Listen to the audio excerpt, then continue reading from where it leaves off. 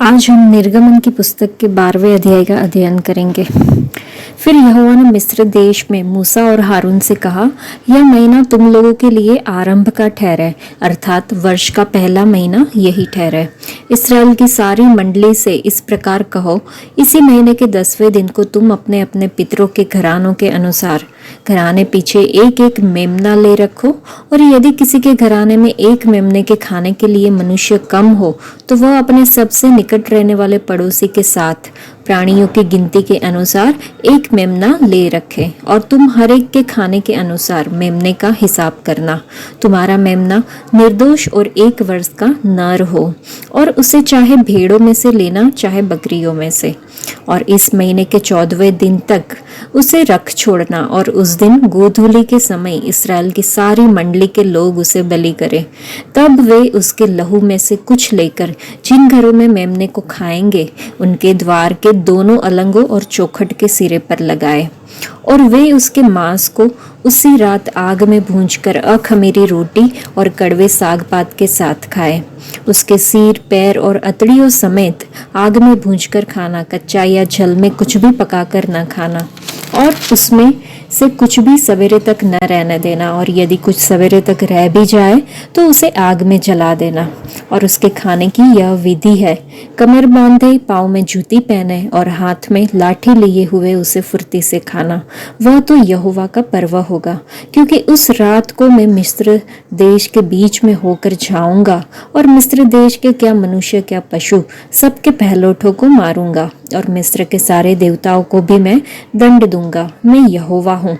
और जिन घरों में तुम रहोगे उन पर वह लहू तुम्हारे लिए चिन्ह ठहरेगा, अर्थात मैं उस लहू को देखकर तुमको छोड़ जाऊंगा, और जब मैं मिस्र देश के लोगों को मारूंगा तब वह विपत्ति तुम पर न पड़ेगी और तुम नष्ट न होंगे।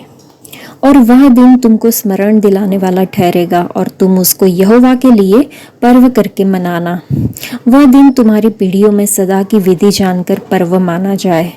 7 दिन तक अखमीरी रोटी खाया करना। उनमें से पहले ही दिन अपने अपने घर में से खमीर हटा देना, वरन जो कोई पहले दिन से लेकर 7वें दिन तक कोई खमीरी वस्तु खाए वह प्राणी इस्राएलियों में से नष्ट किया जाए। पहले दिन एक पवित्र सभा और 7वें दिन भी एक पवित्र सभा करना। उन सबों दिनों में कोई काम न किया जाए, केवल जिस प्राणी का जो खाना हो उसके काम करने की आज्ञा है। इसलिए तुम बिना खमीर की रोटी का पर्व मानना, क्योंकि उसी दिन मानो मैं तुमको दल दल करके मिस्र देश से निकाला है। इस कारण वह दिन तुम्हारी पीढ़ियों में सदा की विधि जानकर माना जाए। पहले महीने के 14वें दिन की सांझ से लेकर 21वें दिन की सांझ तक तुम अखमीरी रोटी खाया करना। 7 दिन तक तुम्हारे घरों में कुछ भी खमीर न रहे, वरन जो कोई किसी खमीरी वस्तु को खाए, चाहे वह देशी हो चाहे परदेशी, वह प्राणी इस्राएलियों की मंडली से नष्ट किया जाए। कोई खमीरी वस्तु न खाना, अपने सब घरों में बिना खमीर की रोटी खाया करना। तब मूसा ने इस्राएल के सब पुरनियों को बुलाकर कहा, तुम अपने अपने कुल के अनुसार एक एक मेमना अलग कर रखो, और फसह का पशु बलि करना, और उसका लहू जो तसले में होगा उससे जूफा का एक गुच्छा डुबाकर उसी तसले में के लहू के द्वार के चौखट के सिरे और दोनों अलंगों पर कुछ लगाना।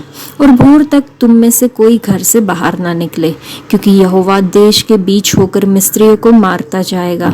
इसलिए जहाँ जहाँ वह चौखट के सिरे और दोनों अलंगों पर उस लहू को देखेगा, वहाँ वहाँ वह उस द्वार को छोड़ जाएगा, और नाश करने वाले को तुम्हारे घरों में मारने के लिए न जाने देगा। फिर तुम इस विधि को अपने और अपने वंश के लिए सदा की विधि मानकर जानकर माना करो। जब तुम उस देश में जिसे यहोवा अपने कहने के अनुसार तुमको देगा तो प्रवेश करो, तब यह काम किया करना। और जब तुम्हारे बच्चे तुमसे पूछे इस काम से तुम्हारा क्या मतलब है, तब तुम उनको यह उत्तर देना कि यहोवा ने जो मिस्रियों के मारने के समय मिस्र में रहने वाले हम इस्राएलियों के घरों को छोड़कर हमारे घरों को बचाया, इसी कारण उसके फसह का यह बलिदान किया जाता है। तब लोगों ने सिर झुकाकर दंडवत की। इस्राएलियों ने जाकर जो आज्ञा यहोवा ने मूसा और हारून को दी थी उसी के अनुसार किया।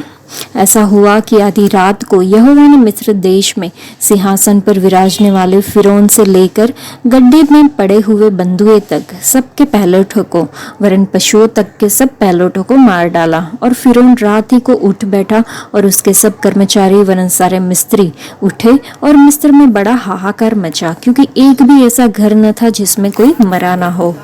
फिरौन ने रात ही रात में मूसा और हारून को बुलवा कर कहा, तुम इस्राएलियों समेत मेरी प्रजा के बीच से निकल जाओ और अपने कहने के अनुसार जाकर यहोवा की उपासना करो। अपने कहने के अनुसार अपनी भेड़ बकरियों और गाय बैलों को साथ ले जाओ और मुझे आशीर्वाद देके जाओ। मिस्री जो कहते थे हम तो सब मर मिटे हैं, उन्होंने इस्राएली लोगों पर दबाव डालकर कहा, देश से झटकर निकल जाओ। तब उन्होंने अपने गूंथे गुथाए आटे को बिना खमीर दिए ही कठपुतलियों समेत कपड़ों में बांधकर अपने अपने कंधे पर डाल लिया। इस्राएलियों ने मूसा के कहने के अनुसार मिस्त्रियों से सोना चांदी के गहने और वस्त्र मांग लिए, और यहोवा ने मिस्त्रियों को अपनी प्रजा के लोगों पर ऐसा दयालु किया कि उन्होंने जो जो मांगा वह सब उनको दिया। इस प्रकार इस्राएलियों ने मिस्त्रियों को लूट लिया। तब इस्राएली रामसेस से कुछ करके सुकोत को चले, और बाल बच्चों को छोड़ वे कई 6 लाख पैदल चलने वाले पुरुष थे। उनके साथ मिली जुली हुई एक भीड़ गई, और भेड़ बकरी गाय बैल बहुत से पशु भी साथ गए। और जो गूथा आटा वे मिस्र से साथ ले गए थे उसकी उन्होंने बिना खमीर दिए रोटियां बनाई, क्योंकि वे मिस्र से ऐसे बरबस निकाले गए कि उन्हें अवसर भी न मिला कि मार्ग में खाने के लिए कुछ पका सके। इसी कारण वह गूथा हुआ आटा बिना खमीर का था। मिस्र में बसे हुए इस्राएलियों को 430 वर्ष बीत गए थे, और उन 430 वर्षों के बीतने पर ठीक उसी दिन यहोवा की सारी सेना मिस्र देश से निकल गई। यहोवा इस्राएलियों को मिस्र देश से निकाल लाया, इस कारण वह रात उसके निमित्त मानने के योग्य है। यह यहोवा की वही रात है जिसका पीढ़ी पीढ़ी में मानना इस्राएलियों के लिए अवश्य है।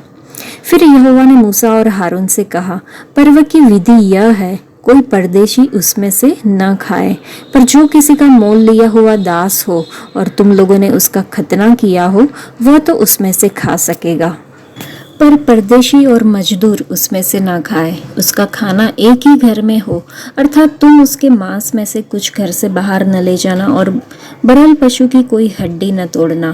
पर्व का मानना इस्राएल की सारी मंडली का कर्तव्य है। और यदि कोई परदेशी तुम लोगों के संग रहकर यहोवा के लिए पर्व को मानना चाहे तो वह अपने यहाँ के सब पुरुषों का खतना कराए, तब वह समीप आकर उसको माने और वह देशी मनुष्य के तुल्य ठहरेगा। पर कोई खतना रहित पुरुष उसमें से न खाने पाए। उसकी व्यवस्था देशी और तुम्हारे बीच में रहने वाले परदेशी दोनों के लिए एक ही हो। यह आज्ञा जो यहोवा ने मूसा और हारून को दी उसके अनुसार सारे इस्राएलियों ने किया, और ठीक उसी दिन यहोवा इस्राएलियों को मिस्र देश से दल दल करके निकाल ले गया। तो इस वीडियो में हमने ये पूरा अध्याय पढ़ा है, और इसका जो पार्ट 2 है वो वीडियो में हम ये अध्याय से परमेश्वर हमसे बात क्या करना चाहते हैं उसके बारे में बात करेंगे।